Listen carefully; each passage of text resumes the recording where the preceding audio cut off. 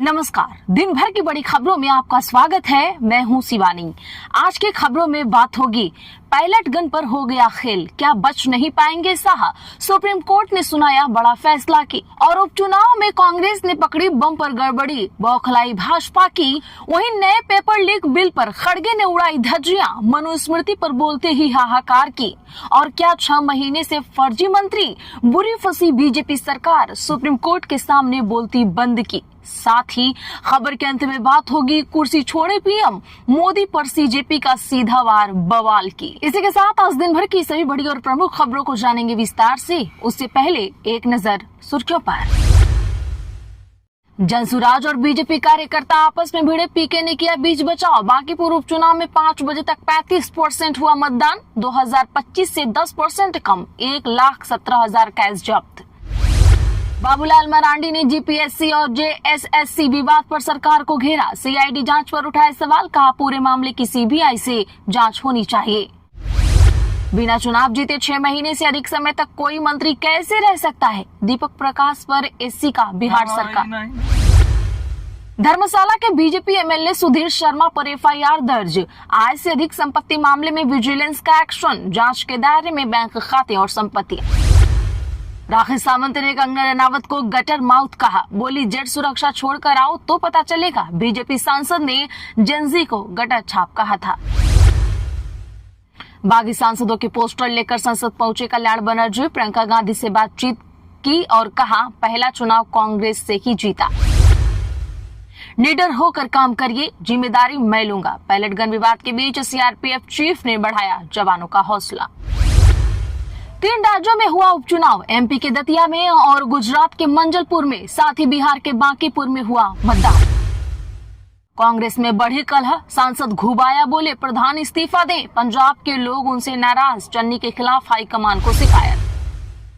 कंगना रनावत बोली आप जैसी महिलाएं फेमिनिज्म को खोखला कर रही, चैनल एंकर पर कमेंट। सौरव को कहा तुम्हारी उम्र में मैंने 2 नेशनल अवार्ड जीते। डीएमके में उपेक्षा से पनीर सेल्वम नाराज, बेटे के साथ ज्वाइन कर सकते हैं सीएम विजय की पार्टी टीवी के।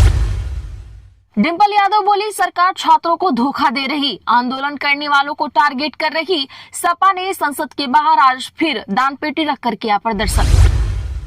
साध्वी हर्षानंद बोली आश्रम में मैनिक्योर पेडिक्योर कराते हैं सभी संत, कहा 100% सुरक्षा की गारंटी देने वाला कोई संत बताएं, मैं उसके आश्रम में रह लूंगी। मुगलों ने भी शिवाजी महाराज को कहा था चूहा, युवाओं को कॉकरोच कहने पर भड़के उद्धव और राज ठाकरे। शिक्षा में भ्रष्टाचार गहरा, एमएचसीईटी विवाद पर कांग्रेस ने उठाए सवाल, कहा प्रधान का इस्तीफा तो अभी बस शुरुआत है। संसद में गृह मंत्री की गैर मौजूदगी पर राहुल गांधी ने उठाए सवाल, पूछा सदन आने से क्यों डर रहे हैं।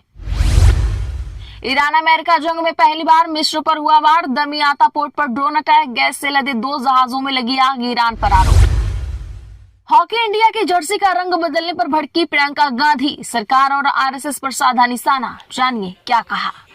चले जानते हैं अब खबरें विस्तार से। सुप्रीम कोर्ट बोला पायलट गन से घायल प्रदर्शनकारियों का इलाज कराएं, दिल्ली सरकार को दिया आदेश। दरअसल बता दें कि सुप्रीम कोर्ट ने दिल्ली सरकार को आदेश दिया कि 20 जुलाई को कॉकरोच जनता पार्टी के संसद मार्च में पायलट गन से घायल प्रदर्शनकारियों का इलाज कराया जाए।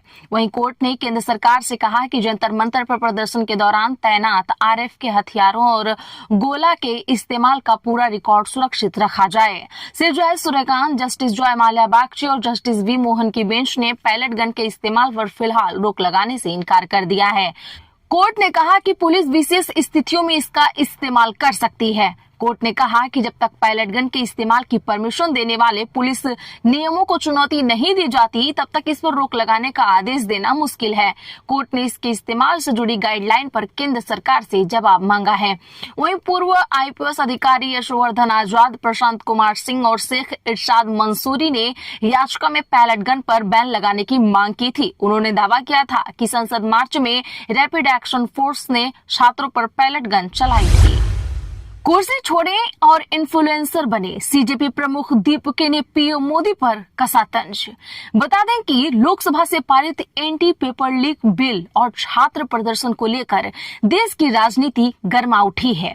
कॉकरोच जनता पार्टी के संस्थापक अभिजीत दीपके ने प्रधानमंत्री नरेंद्र मोदी और केंद्र सरकार पर जोरदार वार किया है। दीपके ने कहा है कि बिना सही नियत और प्रभावी अमल के सिर्फ कानून बना देने से पेपर लीक जैसी गंभीर समस्या कभी खत्म नहीं होगी। बता दें कि आज महाराष्ट्र स्थित अपने गृहनगर में पत्रकारों से बातचीत करते हुए अभिजीत दीपके ने प्रधानमंत्री के इंस्टाग्राम वीडियो पर तंज कसा। इन वीडियो में पीएम युवाओं को संबोधित करते दिखे थे। दीपके ने कहा था, मुझे लगता है कि पीएम मोदी को इन्फ्लुएंसर बन जाना चाहिए। वह इस काम को बड़ी अच्छी तरह निभा सकते हैं। अगर वह इतने ही बेहतरीन इन्फ्लुएंसर हैं तो उन्हें प्रधानमंत्री की कुर्सी छोड़ देनी चाहिए, किसी और को प्रधानमंत्री का काम देना चाहिए। खड़गे बोले, शिक्षा संस्थानों में मनुस्मृति मानने वाले, इसमें शूद्र को पढ़ने का अधिकार नहीं। राज्यसभा में पेपर लीक से जुड़े परीक्षा संशोधन बिल पर चर्चा के दौरान मल्लिकार्जुन खड़गे के मनुस्मृति बयान पर हंगामा हुआ। वे शैक्षणिक संस्थाओं पर आरएसएस के दखल पर बोल रहे थे। उन्होंने कहा कि शिक्षा संस्थानों में मनुस्मृति मानने वाले बढ़ गए हैं, इससे शूद्र को पढ़ने का अधिकार छीन गया है। इस पर सदन में हंगामा शुरू हो गया। इस पर जेपी नड्डा ने टोकते हुए कहा कि खड़गे का बयान तथ्यों से परे है, इससे अशांति फैल सकती है। इसके बाद सभापति सीपी राधाकृष्णन ने कहा कि मनुस्मृति वाला बयान रिकॉर्ड से हटा दिया जाएगा। यह पूरी बहस पेपर लीक से जुड़े पब्लिक एग्जामिनेशन संशोधन बिल पर चर्चा के दौरान हुई। खड़गे ने कहा, इस बिल से कोई फर्क पड़ने वाला नहीं है। पेपर चुनाने वाले बचते रहेंगे और छात्र इसी तरीके से पिटते रहेंगे। इससे पहले केंद्रीय मंत्री जितेंद्र सिंह ने राज्यसभा में पेपर लीक से जुड़ा बिल पेश किया। लोकसभा में बीते दिन करीब 7 घंटे बहस के बाद पेपर लीक से जुड़ा बिल पारित हुआ था। दतिया उपचुनाव में अब तक 62% वोटिंग। कांग्रेस का बसई और जिगना में फर्जी वोटिंग का आरोप। नरोत्तम बोले, ये हार की हताशा। दरअसल मध्य प्रदेश के दतिया विधानसभा उपचुनाव में आज 67% तक वोटिंग हुई है। ग्रामीण इलाकों के बूथ पर मतदाताओं की कतारें लगी। इस बीच कांग्रेस ने सिरोल में गड़बड़ी की आशंका जताई। पार्टी प्रत्याशी घनश्याम सिंह यहां पहुंचे और अधिकारियों से बातचीत की। घनश्याम का मुकाबला भाजपा के आशुतोष तिवारी से है। जिगना बूथ पर भी कांग्रेस कार्यकर्ताओं ने बीजेपी पर बाहरी लोगों से फर्जी वोटिंग कराने का आरोप लगाया। वोटिंग में गड़बड़ी के आरोपों पर पूर्व गृह मंत्री नरोत्तम मिश्रा ने कहा, कांग्रेस जब हारती है तो आरोप लगाती है, ये उनकी हताशा निराशा का परिचय है। आपको बता दें कि दतिया में 291 मतदान केंद्र बनाए गए हैं। इन पर 2,20,400 मतदाता वोट डाल रहे हैं। वोटों की गिनती 3 अगस्त को होगी। दतिया सीट कांग्रेस के राजेंद्र भारती को सहकारी ग्रामीण विकास बैंक में फ्रॉड के मामले में एमपी एमएलए कोर्ट से 2 साल की सजा होने के बाद खाली हुई है। 6 महीने से ना विधायक ना एमएलसी, दीपक प्रकाश मंत्री कैसे? सुप्रीम कोर्ट ने बिहार सरकार से पूछा सवाल। दोस्तों, बिहार के मंत्री दीपक प्रकाश को लेकर सुप्रीम कोर्ट ने सवाल पूछा है। सुप्रीम कोर्ट ने मामले में सुनवाई करते हुए कहा कि मंत्री दीपक प्रकाश ना तो विधानसभा के सदस्य हैं और ना ही विधान परिषद के, लेकिन वो मंत्री पद पर हैं। नियम के अनुसार मंत्री को 6 महीने के भीतर किसी एक सदन का सदस्य होना जरूरी है, लेकिन दीपक प्रकाश के मामले में इस नियम का पालन होता तो नजर ही नहीं आ रहा है। ऐसे में सुप्रीम कोर्ट में दाखिल एक याचिका की सुनवाई करते हुए सीजेआई सूर्यकांत ने बिहार सरकार से सवाल पूछा।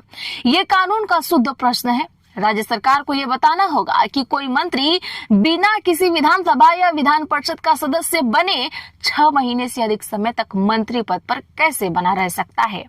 बिहार सरकार के पंचायती राज मंत्री दीपक प्रकाश की नियुक्ति को लेकर दायर जनहित याचिका पर 1 महीने पहले भी सुप्रीम कोर्ट में सुनवाई हुई थी। मुख्य न्यायाधीश सूर्यकांत ने पूछा कि क्या दीपक प्रकाश अभी भी मंत्री पद पर बने हुए हैं। याचिकाकर्ता ने बताया कि दीपक प्रकाश अब भी मंत्री पद पर बने हुए हैं। निडर होकर काम करें, जिम्मेदारी मैं लूंगा। पायलट गन विवाद के बीच सीआरपीएफ चीफ का बड़ा बयान। बता दें कि केंद्रीय रिजर्व पुलिस बल यानी सीआरपीएफ के महानिदेशक ज्ञानेंद्र प्रताप सिंह ने केंद्रीय बल के अलंकरण समारोह के दौरान जवानों का मनोबल बढ़ाते हुए उन्हें बिना किसी भय के अपना कर्तव्य निभाने का संदेश दिया है। उन्होंने कहा, निडर होकर अपने कर्तव्यों का निर्भीक ढंग से निर्वाह करो।